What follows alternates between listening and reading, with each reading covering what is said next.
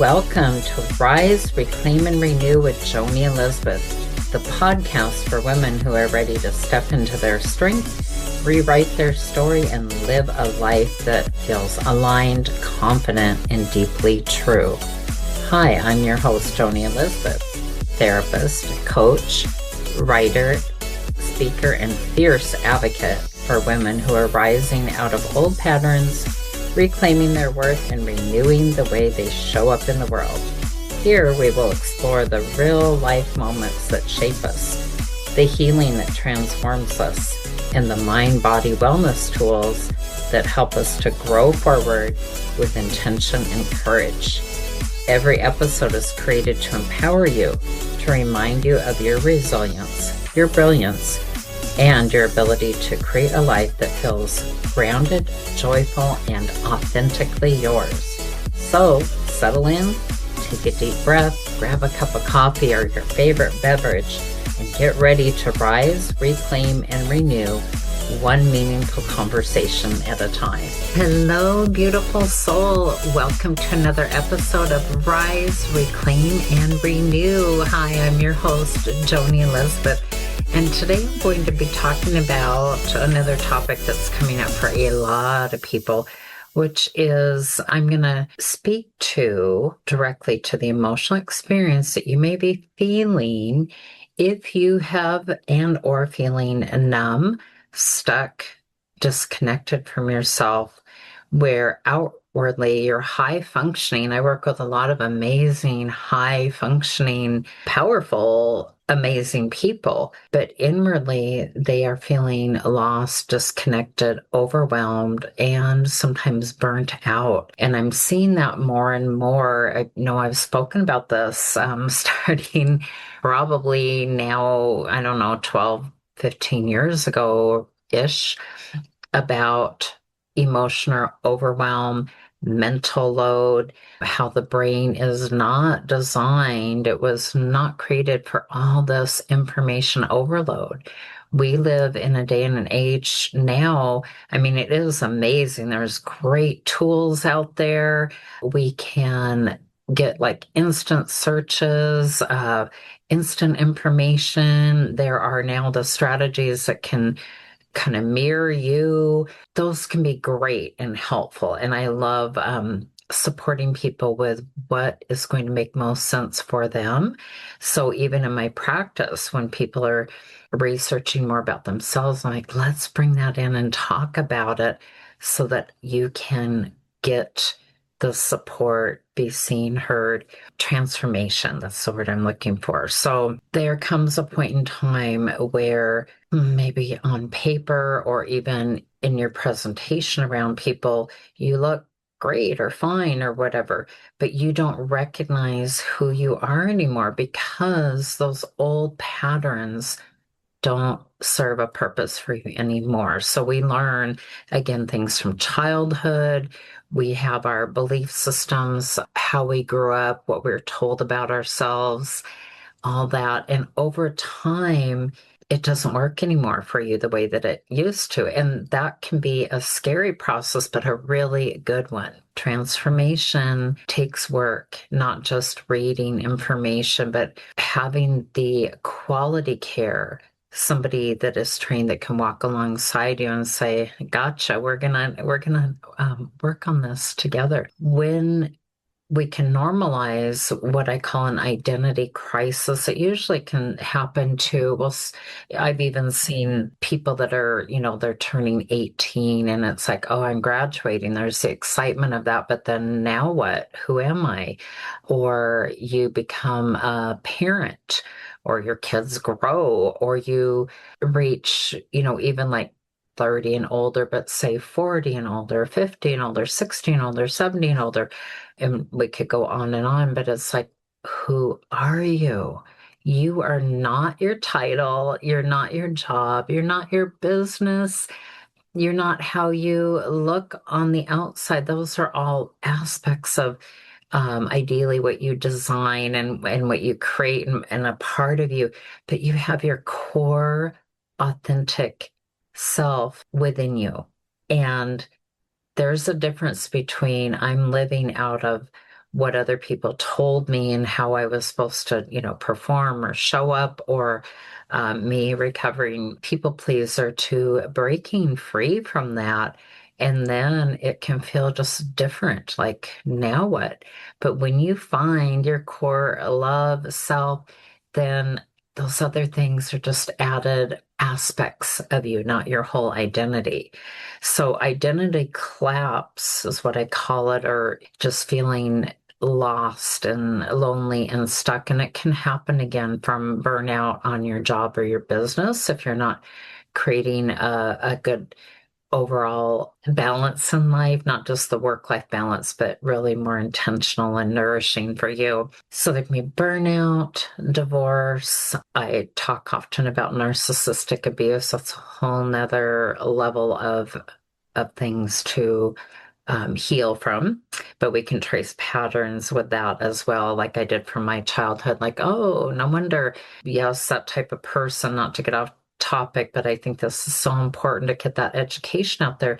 They go for empathetic, kind-hearted people, but also we are drawn to our level of either wholeness and wellness and healthiness, or our level of brokenness. So I am, along with many, you may feel this way too, came from a broken home. You had brokenness in how you showed up for yourself, let alone other relationships. Maybe went through trauma, changes, all kinds of things that can impact how you're showing up today, along with, yes, social media, even AI. I think those are great tools. I am looking forward to bringing some more of that in to my practice, but I'm also cautioning people, like, that is not your counselor, your coach, your nutritionist, your business advocate. Those are blueprints that you can get, but there is an aspect to, and we are designed for having time to calm our nervous system, to reflect what you want, who you are, growing and healing into that. So there can also be people that are going through caregiving fatigue, grief and loss, midlife transitions. The brain resists change because identity used to equal safety, even though maybe it wasn't such a good identity. Because if you were kept showing up and wondering, why do I keep allowing the same type of people close in my personal life? The core problem, what keeps people stuck, is, I just want you to hear this, to think about, I don't know who I am without my roles. You are a whole person. Your roles are just one other part of you, maybe a beautiful aspect or reflection of you. Another one is, I keep repeating the same emotional patterns, which I was talking about a few minutes ago. Stems from childhood, how we were raised. It's our early classroom. We can break those patterns and learn with working with a professional, and one that you can match with healthier patterns, letting go of the old patterns. Another one is, I'm afraid to become someone I don't recognize. Well, if all you knew, like for me, all I knew was bread, receiving breadcrumbs and making everything okay for everybody else. And when I stopped doing that, I teach so many amazing, kind-hearted people of all walks of life, anywhere from very top people that people would say, oh, they have a name out there, they know them, to, I've worked with amazing homeless people and in between, and all different professions. And to say, it will feel different when I like to say, like, welcome home to who you are, your core authentic self, not how you were taught, not how people treated you, not what you allowed. To be able to, it will feel different. Like when I started going, oh, recognizing breadcrumbs more, I'm like, no, thank you. Can wish those people well, but I deserve better, and I'm going to get better to myself. I'm going to teach people that as well. I'm going to role model that. People show you who they are, believe them, right? I have. I'm so grateful. I have some amazing acquaintances, a few people I could say real good friends, and people that I connect with now all over the world, and I love it. And I've had some people that I thought were like a friend, this is in the past, and they just abruptly, cut everything off. And I thought, well, I didn't deserve that. And to check in, like, hey, did I do something that upset you or whatever? More often than not, it's a reflection of them. And I'm seeing this more and more and more now with people relying on AI. You know what podcasts are. They're basically a party in your purse. People take your voice with them while they drive, walk the dog, clean the kitchen, or avoid folding laundry. And if you've ever thought, I should start a podcast someday, Podcrafter is your someday. Inside the membership, you get my podcast tools, live office hours twice a month, and support to help you stop spinning and start showing up as the authority you already are. Your voice, your legacy. Let's get heard. Hi, I'm Lori Hardy, and you can click the link in the description to get connected. And I'm seeing this more and more and more now with people relying on AI in a way that would not be healthy for your life. So meaning more very, not to put anyone down, but just more an island to themselves, self-centered, and I mean no offense to anybody. I want to educate people on this. So when I teach people, like, I would never teach people be unkind. Let's be kind to people. Let's treat people right. And yes, there are people that we need to say, wish you well, but you're not going to have access to, my personal life or whatever. And that is healthy too, to have that boundary. So when, sometimes people are in your life for a reason, a season, or a lifetime, and you can learn from each experience, right? So when I had some people that really hurt me, and it was very painful, and I didn't understand it, but I went, you know what? As painful as that was, I learned more about myself and how I'm showing up, or what changes do I want to make or embrace, because we all have blind spots too, but also to say, wow, it was only for that moment or that reason or that season, and I can wish them well. Took me a process to think about, and for me, pray about and let go of the hurt from other people, or even when I would never intentionally hurt somebody, but when I have hurt people and I'm aware of it, to say, I am sorry, that was never my intention. But anyway, to let go of that. So all those different people, I release them off of me. I'm grateful for the lessons, or maybe even the good times that we were blessed to share. And I wish them well, wish them love, wish them success. Absolutely. That's just a tidbit of finding your core identity, who you are, your characteristics. We need people in our life, and that is a blessing, but be cautious with who you allow in your personal life. So back to the part of identity, I want to add in that after, I was talking about what the core problem is, because I want you to understand that, then a reframe. This can be very helpful to say, this is your transformation moment, and you are okay. It will work out. Maybe you'll learn lessons along the way, or have to grieve the loss of what you thought was. I grieved the loss of the childhood that I didn't get, that I deserved, and that was painful. But once I rose from that, now being able to teach thousands, hundreds of thousands of people to be free is, oh, it's so beautiful, and can't put a price tag on it. So the reframe, like I said, is this is your time, your moment to transform and be all of who you're designed to be. And when I created Rise, Reclaim, and Renew, all this has been a process. Some of it stems from the books that I've written in, a book that I'm currently working on, and over 2 decades of working with people, and my own healing journey, and different things that I see common denominators in, my psychology degrees and background and education. So Rise, when we become aware to truth or something that needs to change, We reclaim, retrieving lost parts of ourselves, our voice, our desires, our boundaries, our worth, and renew, building your identity, who you are. Other people, they don't get to define you unless you allow it. They can try, but if you don't give them the power to do that, more power to them, right? Wish them well. When the renew is align with the core of who you are, your current life, not your past or survival mode. Many people don't realize they've been stuck in survival mode maybe all their life until recently. I sure did not know that I was, but it made sense once I traced the roots in childhood trauma and did counseling and coaching on that in my own healing journey.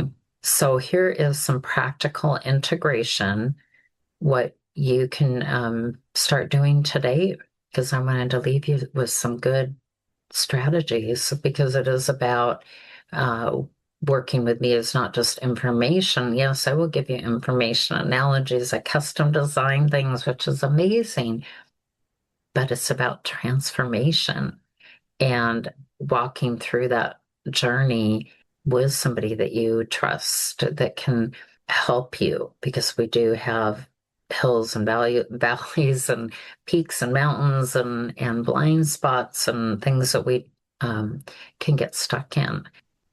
So exercise number 1, which is an identity inventory.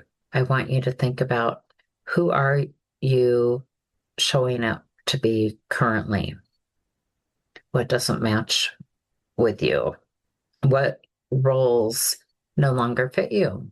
That's a powerful one when you really take the time to think about it. Exercise number 2, or journal prompt number 2, emotional truth prompt. What am I avoiding feeling right now? So many people are disconnected from their feelings, and it has increased, or they've gotten very depressed or anxious because we have no lack of information, like I said. And that can be good, but we need that, like, oh, how do we work with our mind and our body and the connection in that? Something I'm passionate about. Exercise journal prompt number 3 is future self-question. If I wasn't afraid, what would I change in my life in the next 30 days? It's amazing what we can do in that time. And this is not an instant fix, instant gratification. So I'm seeing more and more people stuck in and trying to relieve that by overspending, taxing their brain or their body, maybe substance use, addictions, overworking, all kinds of things. If you want to design a life that you love, it starts with reflection, processing things, and do your healing journey. It is so beautiful, and you are so worth it. So exercise, or another part of this, is nervous system grounding. This is so important. I can't stress it enough. I do have some videos on this, and I'll probably do some more, because when I added this in to my own life, let alone teaching people and demonstrating and walking through it with them, the benefits are amazing. It's like so nourishing for your mind and your body, and healing. So again, breathing, when you do like 4 soothing breaths in, pause for a moment, and then do about 6 slow breaths out and pause. Do that for a few rounds. Put your hand on your heart. Tell yourself, I'm safe to change slowly. Give yourself permission for that. Normalize resistance, because it's been a protection mode, not sabotage them. So in closing, I want to reinforce reinvention, or finding yourself, as not becoming someone new. It's returning to yourself. That's why I like to say, welcome home to who you are. Small steps matter more than clarity, and more than just researching answers. Identity is rebuilt through action, not insight alone. This topic is for you if you need help now and you've been looking for that, but you find like, okay, this mirrors me, but now what? It can help with changes in life and midlife changes and all kinds of things. And it aligns beautifully with therapy and coaching. So I invite you in to allow time, give yourself permission. Go somewhere that's soothing to you. Sometimes I like to go by a beautiful lake or go to the ocean. Even sometimes in my backyard, because I put up some beautiful flowers and created a very soothing, almost zen-like place for me to sit. And you can reflect and journal and then bring that into your therapist or coach. So you get that stepping stones to transformation. You're worth it. And I look forward to continuing to bring nourishing, helpful, wonderful episodes to you, which will include more guest speakers too. So as you rise, become aware, reclaim your identity, which is a process, and renew your life. You're so worth it. And I'm here for you. Much love always. Joni Elizabeth. Thank you for listening to Rise, Reclaim, and Renew. If this episode encouraged you, please leave a 5-star review. It helps this podcast reach more women who need these conversations. And if somebody in your life could benefit, share this episode with them. One share can make a big difference. Until next time, keep rising, keep reclaiming, and keep renewing. Much love, Joni.